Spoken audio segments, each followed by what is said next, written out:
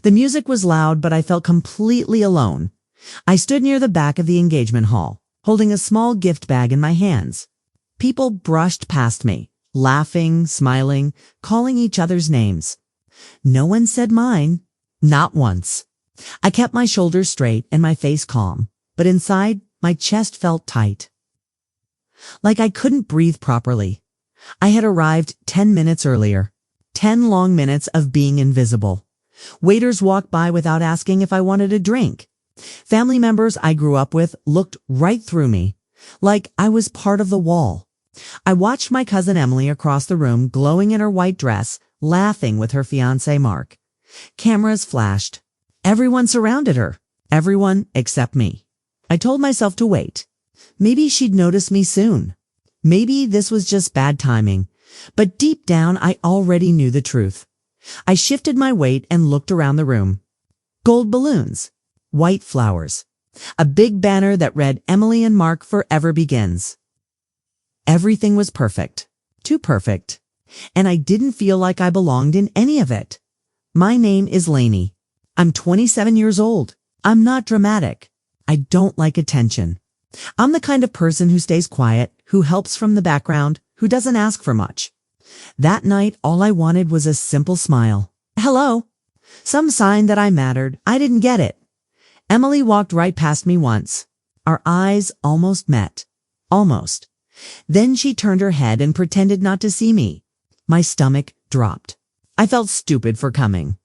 I felt small for caring. I thought about leaving. I even took one step toward the exit. That's when the microphone made a sharp sound. The music stopped. Conversations faded into silence. I froze where I stood.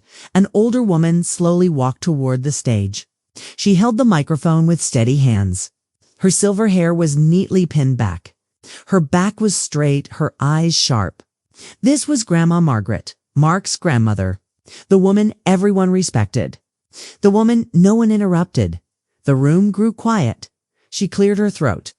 I won't take much time, she said calmly. But before we celebrate this engagement, I need to say something important. People leaned in. Phones came out. Emily smiled politely, expecting praise. Then Grandma Margaret paused. She looked around the room, slowly, carefully, and then she said my name, Lainey. My heart stopped for a moment. I thought I imagined it. But then she said it again, louder. Lainey, dear, please come here. Every head in the room turned toward me. I felt heat rush to my face. My hands shook. I didn't know why she was calling me. I didn't know what was about to happen. All I knew was as I walked into that party feeling invisible. And in 1 second, everything was about to change as I stood there, frozen by the sound of my name echoing through the hall. My mind drifted backward to everything that led me to this moment. My name is Lainey and I'm 27 years old. I've always been the quiet one in my family. Not because I had nothing to say, but because I learned early that speaking didn't always change anything. So I listened. I helped. I stayed in the background on Emily and I grew up almost like sisters. Our houses were close. Our lives were tangled together. When she cried, I stayed. When she needed help, I gave it. I was there for the small moments no one else saw. But somewhere along the way, things changed. Emily loved attention. She loved being admired. I didn't mind that. I was happy letting her shine. I never competed with her. I didn't want to. I believed there was room for both of us. I was wrong. When Emily met Mark, everything became different. She was suddenly busy. Too busy to answer calls. Too busy to meet for coffee. Too busy to remember who stood beside her before the fancy dinners and expensive gifts. I remember the first time I noticed the distance. I waved at her in a store. She looked right past me. Later, she texted, "Sorry, didn't see you." I pretended to believe her, but moments like that kept happening when the engagement was announced. I found out through social media. No call, no message. Just photos of smiling faces and comments full of hearts. I stared at my phone longer than I should have, telling myself it didn't hurt. It did, still. When the invitation finally arrived, late and cold, I told myself to be grateful. I told myself this was my chance to show up, to be supportive, to remind her that I was still here that night, standing alone at the engagement party. All those memories pressed down on me at once. I asked myself a painful question. Was I ever important to her? Or just useful? I looked around the room again. Emily's laughter rang out loudly. Mark's arm was around her waist. His family surrounded them with pride. And there I was, someone from the past they no longer needed. I felt embarrassed for hoping, for dressing up, for thinking I mattered. My fingers tightened around the gift bag. Inside was something small but thoughtful, something I had chosen with care. Suddenly, it felt heavy, unwanted. I swallowed hard and told myself one thing over and over. Don't cry. Not here, not now. I didn't know Grandma Margaret well. We had only spoken a few times, but every time we did, she looked at me like she was really listening, like she saw something others didn't. Still, I never imagined she knew my name as I stood there. Everyone watching me, my heart pounding so loud I could hear it in my ears. I had no idea why she called me forward, but I felt it. Something buried, something hidden, something I had carried quietly for years, was finally about to come into the light. Every step I took toward the front of the room felt heavy, like my feet were sinking into the floor.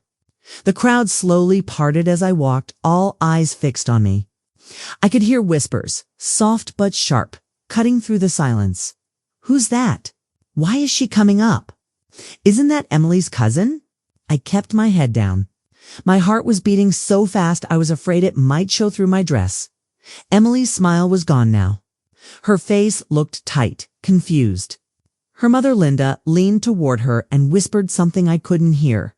Mark looked from Emily to me, clearly unsure. I wondered if he even knew who I was. When I reached the front, I stopped a few feet away from Grandma Margaret. She looked at me with calm eyes, not rushed, not nervous, just steady, kind. That alone almost made me cry. Thank you for coming, Lainey, she said gently into the microphone. Her voice echoed through the hall. It felt strange hearing my name spoken with respect. I nodded, unable to speak. Behind me, I could feel the tension growing. Emily shifted uncomfortably. I knew that look. I had seen it many times before, the look she got when things weren't going her way. Grandma.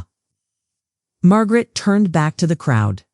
Families are built on truth, she said.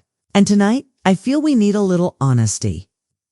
A quiet wave moved through the room. I swallowed hard. My palms were sweating. Part of me wanted to run. Another part wanted to disappear. My mind went back to earlier that night, to the way I had stood alone, to the way people avoided my eyes, to how Emily had walked past me like I didn't exist. I remembered the times I stayed up late listening to her cry, the times I helped her clean up mistakes she never told anyone about, the sacrifices I never spoke of.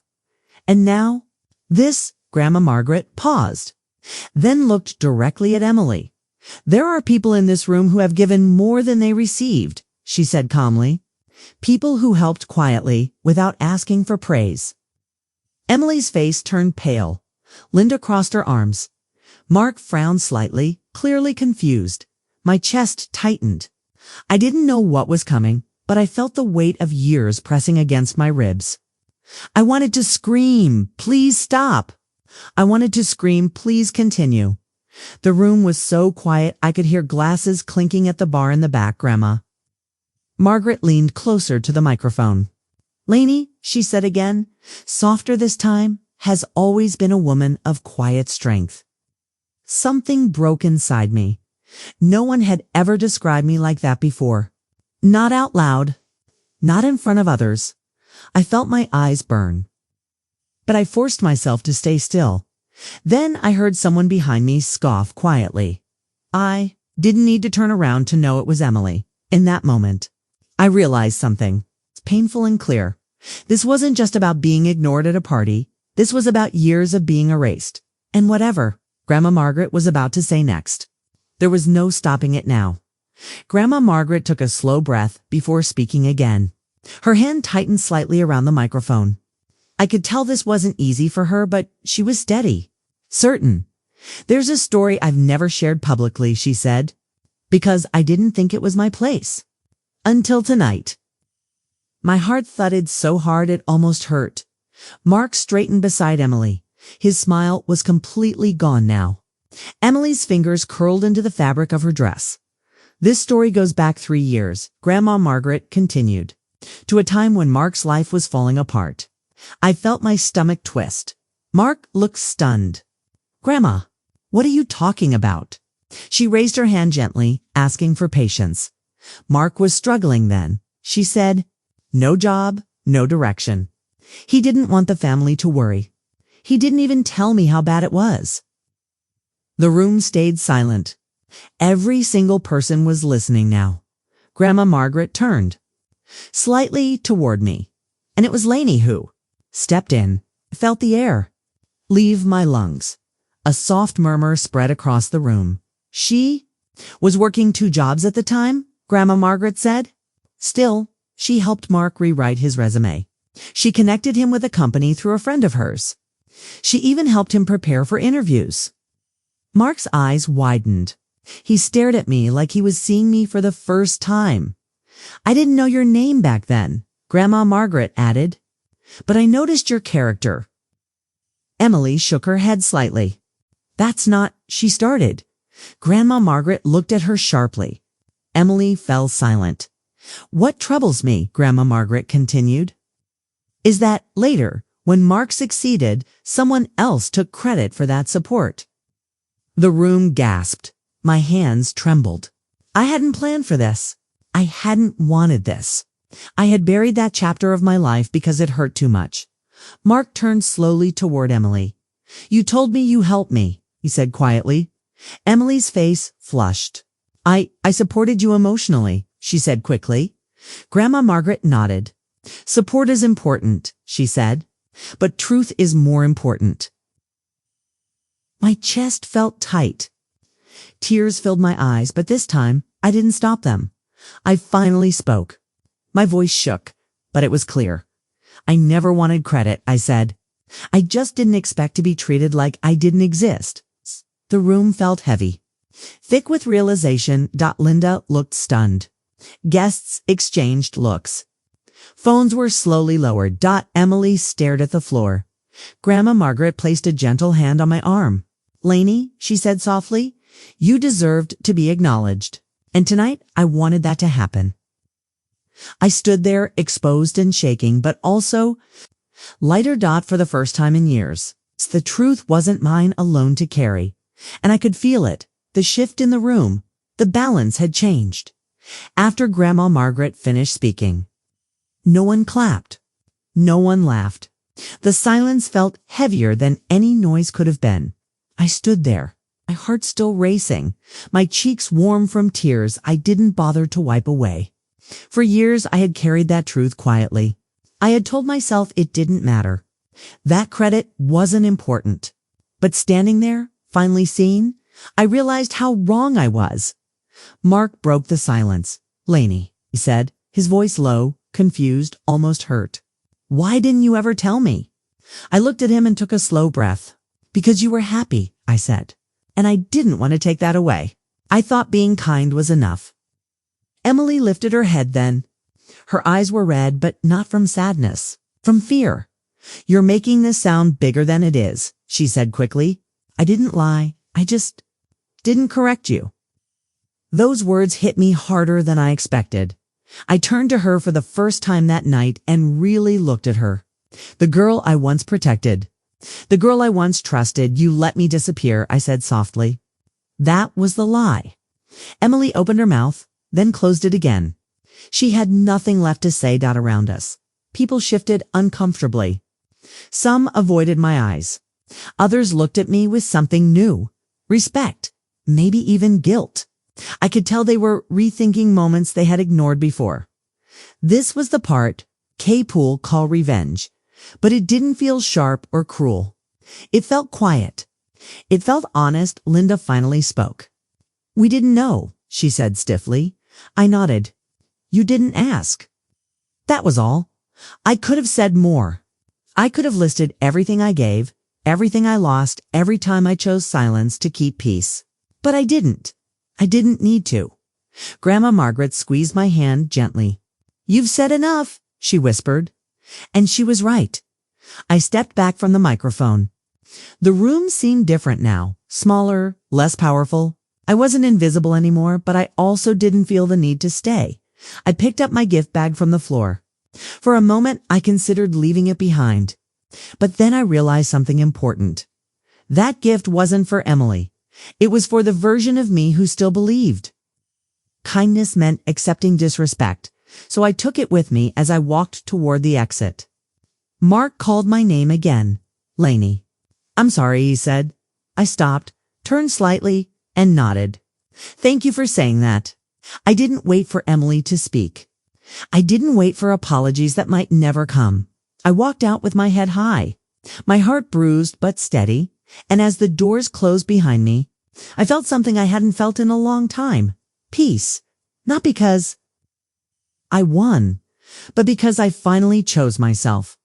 The night air outside the hall was cold, but it felt clean. I stood there for a moment, breathing deeply, letting my heart slow down. Inside that building, people were still talking, still whispering, still processing what had happened. But I was done. I walked to my car alone. No music, no tears. Just silence. And for the first time in years, that silence didn't hurt. It felt honest. The days after the engagement party were strange. My phone stayed quiet at first. Then, slowly, messages began to appear. Distant relatives, old friends, even people I barely knew. "I'm sorry, I had no idea." "You didn't deserve that." I read them, but I didn't rush to reply. Healing doesn't happen on demand.